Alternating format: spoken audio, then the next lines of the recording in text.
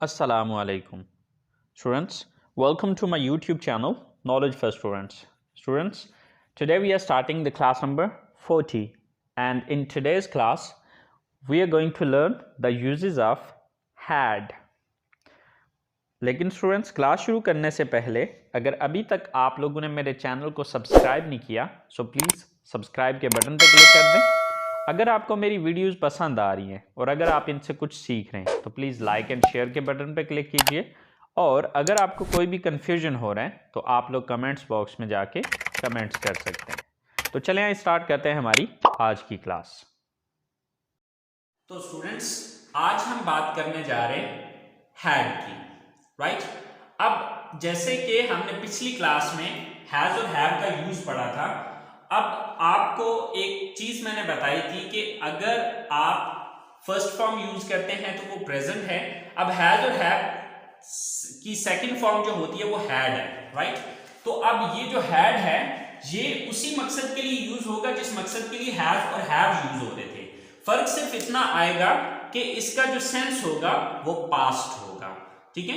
इसमें भी चीजें वही तीन बयान की जाएंगी। To express possession, possession mean मलकियत, टू एक्सप्रेस डिजीज और रिलेशनशिप इन द पास्ट, यानी कि गुजरे हुए वक्त में आपने किसी की कोई मलकियत जाहिर करनी है, बीमारी जाहिर करनी है या फिर रिश्ता जाहिर करना है तो उसके लिए हम हैड का यूज करेंगे। तो अगर आपने हैज और हैव का यूज अभी तक नहीं देखा है तो प्लीज आपसे रिक्वेस्ट है कि इसको अच्छे अंदाज में समझने के लिए सबसे पहले आप हैज और हैव का यूज पढ़ें, उसके बाद आप हैड की तरफ आए, बहुत आसानी से समझ जाएंगे, ठीक है। अच्छा, अब इसमें हमारी स्ट्रक्चर क्या है?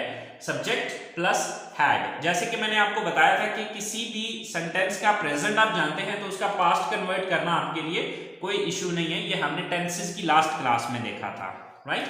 तो अब यहां पर भी देखें सेम वही रूल यूज हो रहा है कि पास्ट में हम सेकंड फॉर्म का यूज कर रहे हैं। तो subject plus had plus thing name, disease name और रिलेशनशिप नेम, ओके। तो चले आए सेंटेंसेस को बना के देखते हैं।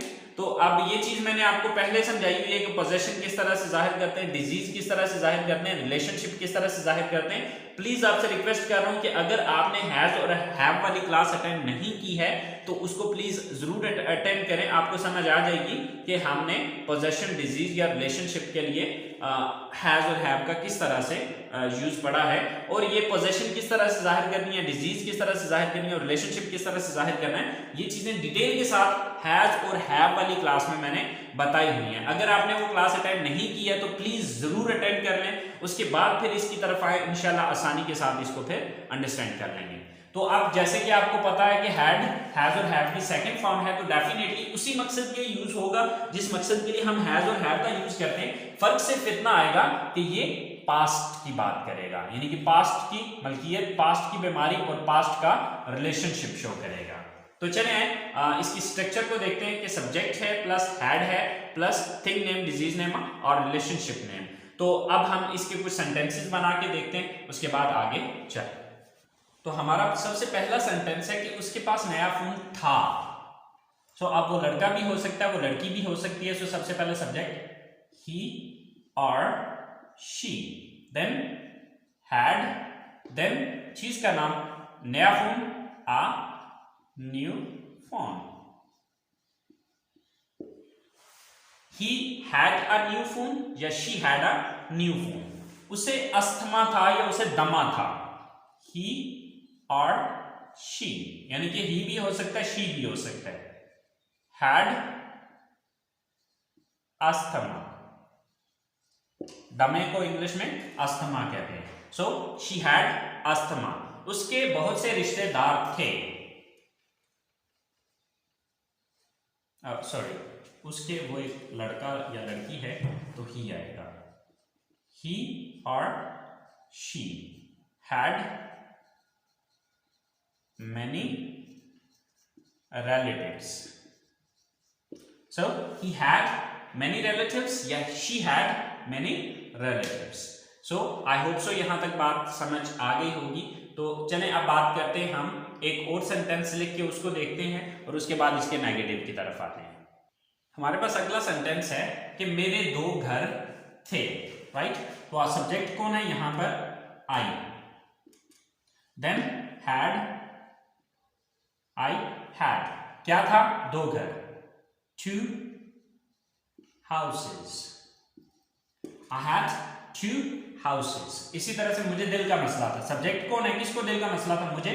तो सब्जेक्ट मैं हूं, आई। देन हैड, देन बीमारी का नाम लिखना है यहां पे, तो दिल का मसला heart problem. So I had heart problem, I had heart problem, मुझे दिल का मसला था। मेरे बहुत से शागिर्द थे, I had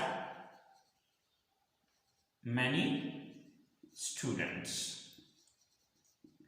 So students, ये हमारे had के 3 यूजेस हैं। अब देखिए कि यहां पर मैंने चीज का नाम लिखा तो पोजेशन जाहिर होगी, बीमारी का नाम लिखा तो बीमारी जाहिर हो गई, और रिश्ते का नाम लिखा तो यहां पर रिलेशनशिप शो हो गया। कोई लंबी चौड़ी कहानियां नहीं है, बस सिंपली आपने इसका मकसद समझना है कि मकसद क्या है, ठीक है। तो अब ये चीज डिटेल से मैंने हैज और हैव में बताई हुई है, प्लीज एक दफा हैज और हैव की क्लास अटेंड कर लें, उसके बाद हैड को पढ़िएगा। ओके, तो चलिए आप देखते हैं इसके नेगेटिव सेंटेंसेस। और इसकी मैं लंबी चौड़ी डिटेल में इसी वजह से नहीं जा रहा क्योंकि ये डिटेल में हैज और हैव में बता चुका हूं, तो बार बार क्लास को खींचना जो है मेरा ख्याल सूटेबल नहीं है। तो चलिए देखते हैं इसके नेगेटिव सेंटेंसेस को। तो स्टूडेंट्स, नेगेटिव सेंटेंसेस की जो हमारे पास स्ट्रक्चर है, subject plus did not plus have plus thing name, disease name और रिलेशनशिप नेम। अच्छा, यहां पर अब आप ये सोच रहे होंगे कि सर हम पढ़ तो हैड मॉडल वर्ब रहे, हैड पढ़ रहे हैं, लेकिन सॉरी ये याद रखिए ये मॉडल वर्ब नहीं है। तो यहां पर हम पढ़ तो हैड रहे हैं, लेकिन यहां पर हम हैव का यूज क्यों कर रहे हैं? तो उसकी वजह यह है कि यहां पर हम डिड का यूज कर रहे हैं। अब डिड जो है ये ऑलरेडी एक सेकंड फॉर्म है, तो सेकंड फॉर्म सेंटेंस में सिर्फ एक ही बार यूज हो सकती है, एक ही सेंटेंस के अंदर 2 सेकंड फॉर्म में इकट्ठी नहीं आ सकती। इसलिए अब यहां पर मैंने डिड सेकंड फॉर्म यूज की और हैड की मैंने बेस फॉर्म या फर्स्ट फॉर्म यूज कर ली, हैव। राइट, तो यहां पर आई होप सो पता चल गया होगा कि हमने हैव को क्यों यूज किया है। राइट, तो चलिए सेंटेंसेस बना के देखते हैं। हमारा पहला सेंटेंस है कि हमारे पास गेंद नहीं थे, नहीं था। सब्जेक्ट कौन है? We. Then did not, then have, we did not have. क्या नहीं था? गेंद, a ball. We did not have a ball, हमारे पास बॉल नहीं था या हमारे पास गेंद नहीं था। सेकंड सेंटेंस है हमारे पास कि हमारे गले में मसला नहीं था या हमें गले का इशू नहीं था। We did not have throat problem. Throat कहते हैं गले को।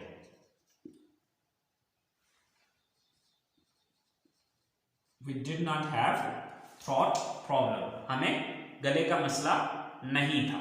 इसी तरह से लास्ट जो सेंटेंस है, हमारे ग्राहक नहीं थे। We did not have any customers।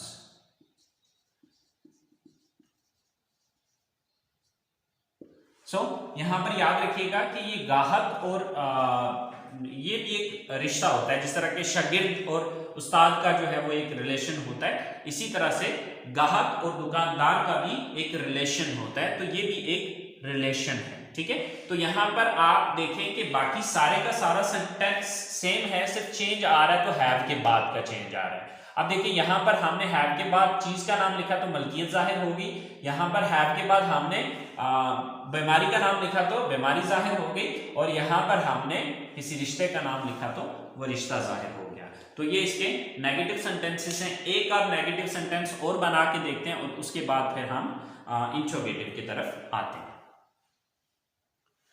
तो हमारा पहला सेंटेंस है कि उसके पास दूध नहीं था। सब्जेक्ट कौन है? वो, यानी कि उसके पास। किसके पास? वो एक लड़का हो सकता है, वो एक लड़की हो सकती है। हम ही का यूज करते हैं, आप चाहें तो इसकी जगह पे शी का भी यूज कर सकते हैं।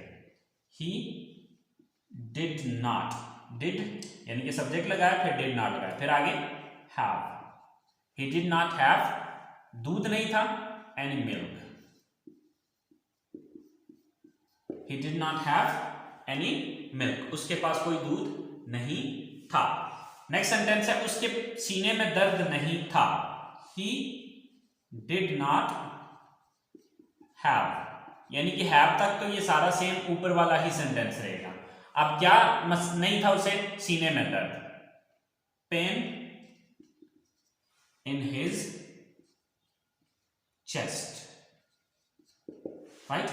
पेन, दर्द, इन हिज चेस्ट, उसके सीने में, यानी कि उसके सीने में दर्द नहीं था। So he did not have pain in chest कहे तब भी ठीक है, इन हिज चेस्ट कहे कि उसके सीने में दर्द नहीं था तो तब भी सही है। और लास्ट सेंटेंस है हमारा कि उसका कोई भाई बहन नहीं था। ही did not have any brother और सिस्टर, यानी कि उसका कोई भी भाई बहन नहीं था। सो आई होप सो स्टूडेंट्स, आपको नेगेटिव सेंटेंसेस की समझ आ गई होगी और आप इंट्रोगेटिव सेंटेंसेस बनाना कोई प्रॉब्लम नहीं है। आपको पता है कि जो लफ्ज हमने नॉट से पहले यूज किया उस लफ्ज को उठा के सेंटेंस के शुरू में लगाना है, तो वो हमारा इंट्रोगेटिव सेंटेंस बन जाएगा। तो चलिए देखते हैं इसके इंट्रोगेटिव सेंटेंसेस को। सो स्टूडेंट्स, हमारे इंट्रोगेटिव सेंटेंसेस की जो स्ट्रक्चर है, first of all did plus subject plus have plus thing name, disease name और relationship name, okay, and at the end there is a question mark. तो हमारे पास जो सबसे पहला सेंटेंस है वो है कि क्या आपके पास घड़ी थी।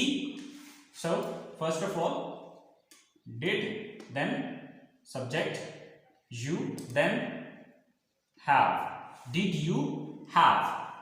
अब यहां पर चीज का नाम लगाना है, तो क्या चीज थी? घड़ी, any watch. Did you have any watch, क्या आपके पास कोई घड़ी थी। इसी तरह से क्या आपको शदीद बुखार था। Did you have bad temperature. Temperature क्या लें, फीवर क्या लें, एक ही बात है। So, did you have bad temperature? क्या आपको शदीद बुखार था। अच्छा, बैड, अब जैसे कि आप कहते हैं कि बहुत शदीद खांसी थी, तो अब बैड कफ, सख्त शदीद जुकाम था, बैड फ्लू या कोल्ड, राइट। तो यहां पर आपने ये चीज समझ लेनी है कि जब भी आप शदीद या सख्त बुखार, सख्त खांसी, सख्त जुकाम या कोई भी इस तरह का चीज यूज करेंगे तो उसके लिए आपने साथ बैड का वर्ड यूज कर लेना है, right. Okay, so last sentence है क्या आपका कोई कजन था। Did you have any cousin. So did you have any cousin, क्या आपका कोई कजन था। सो स्टूडेंट्स, अगर आप नोटिस करें तो हैव तक पूरे का पूरा सेंटेंस सेम है, फर्क आ रहा है इन जगहों पे, ठीक है। तो यहां पर हमने चीज का नाम लगाया तो पास्ट की मलकियत शो होगी, यहां पर हमने बीमारी का नाम लगाया तो ये बीमारी जाहिर होगी, और यहां पर हमने रिश्ते का नाम लगाया तो ये हमारा एक रिलेशनशिप जाहिर हो गया। सो आई होप सो स्टूडेंट्स, आपको ये चीज समझ आ गई होगी। एक सेंटेंस और बना के चेक कर लेते हैं इंटरोगेटिव का और फिर क्लास को एंड करते हैं। सो स्टूडेंट्स, क्या उसके पास कोई बैग था। So first of all did, then subject, यानी कि किसके पास की बात कर रहे हैं, उसके पास, यानी कि वो एक कोई लड़का भी हो सकता है, वो एक लड़की भी हो सकती है, राइट। डिड ही और शी, दोनों में से जो मर्जी आप यूज कर रहे हैं, राइट। सॉरी, यहां पर एस स्मॉल में होगा। सर डिड ही या डिड शी, देन हैव कोई bag, any bag. So, did he have any bag या did she have any bag? क्या उसके पास कोई बैग था। नेक्स्ट सेंटेंस है क्या उसे शदीद खांसी थी। Did he or she, then have, then बीमारी का नाम कफ। Did he have कफ या did she have sorry bad भी लिखना था क्योंकि हमने शदीद लिखा है। So did he have bad cough या did she have bad cough. और लास्ट सेंटेंस है हमारा, क्या उसकी कोई दोस्त थी? Did he or she have any friend? क्या उसकी कोई दोस्त थी? राइट। तो स्टूडेंट्स ये देखिए, ये हमारे इंट्रोगेटिव सेंटेंसेस हैं, सिंपल से फॉर्मूले हैं, सिंपल सी चीजें हैं, वही सारी चीजें जो कि मैं पिछली क्लासेस में आपको बता चुका हूं। अगर आप उन्हीं चीजों को फॉलो करें तो आपके लिए ये सब चीजें कोई प्रॉब्लम नहीं है। बस सिंपली आपने इनका मकसद समझना होगा कि कौन सी चीज किस मकसद के लिए यूज होती है। अब उसको यूज कैसे करना है वो कोई इतना इशू या इतना प्रॉब्लम नहीं है। सो फिर भी स्टूडेंट्स अगर कोई चीज कंफ्यूज कर रही है, कोई चीज नहीं समझ आई, तो प्लीज आप लोग कमेंट्स बॉक्स में जाके कमेंट्स कर सकते हैं। दुआओं में याद रखिएगा, और कोई चीज नहीं समझ आई तो कमेंट्स बॉक्स में जाके कमेंट्स कर लीजिएगा। अगली क्लास तक के लिए इजाजत दीजिए। अल्लाह निगहबान।